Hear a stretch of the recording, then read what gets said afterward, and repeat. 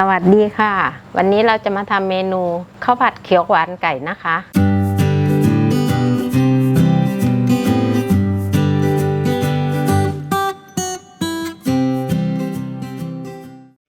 วัตถุดิบของเราได้แก่เนื้อไก่ข้าวสวยที่เย็นแล้วนะคะพริกแกงเขียวหวานมะเขือพวงมะเขือเปราะใบโหระพาซอสปรุงรสน้ำตาลทรายผงปรุงรสและน้ำมันสำหรับผัดค่ะขั้นตอนแรกนะคะเราก็หั่นเนื้อไก่ให้เป็นชิ้นๆก่อนแล้วก็มะเขือเปราะนะคะเราล้างทำความสะอาดแล้วเราก็มาหั่นครึ่งนะคะจะหั่น4หรือว่าหั่น2ก็ได้ถ้าลูกใหญ่ก็หั่น4นะคะเปิดแก๊สแล้วก็ใส่น้ำมันนะคะน้ำมันเราก็ใส่ประมาณช้อนถึง2ช้อนนะคะแล้วก็ตามด้วยเนื้อไก่เลย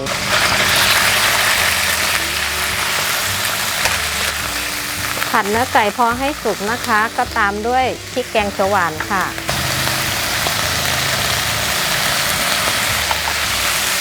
ตอนที่เราผัดพริกแกงเขียวหวานกับเนื้อไก่เราใช้ไฟปานกลางนะคะ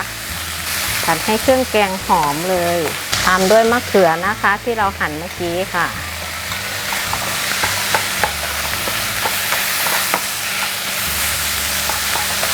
แล้วก็มะเขือพวงค่ะ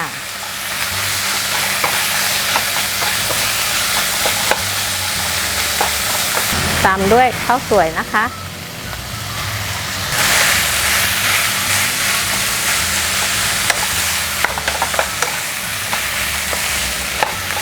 เราผัดข้าวให้มันเข้ากับเครื่องแกงก่อนนะคะค่อยปรุงเครื่องค่ะตอนนี้เราก็เริ่มปรุงเครื่องได้เลยนะคะเราก็ใส่ผงปรุงรสนะคะตามด้วยน้ำตาลทรายค่ะแล้วก็ซอสปรุงรสนะคะตอนที่เรานำเครื่องปรุงลงเราใช้ไฟแรงไปเลยนะคะ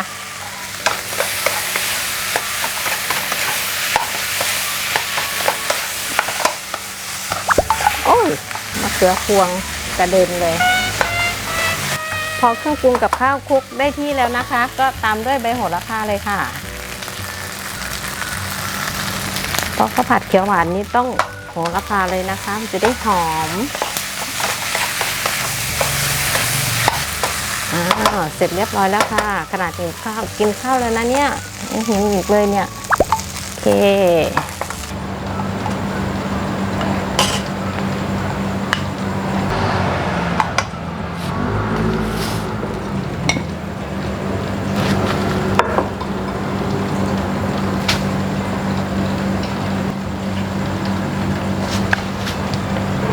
เรียบร้อยแล้วค่ะ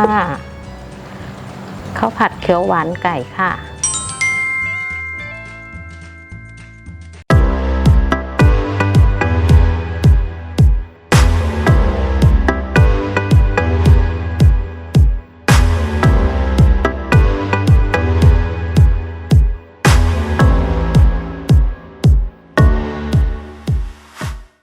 ก็เสร็จเรียบร้อยแล้วนะคะข้าวผัดเขียวหวานไก่ค่ะ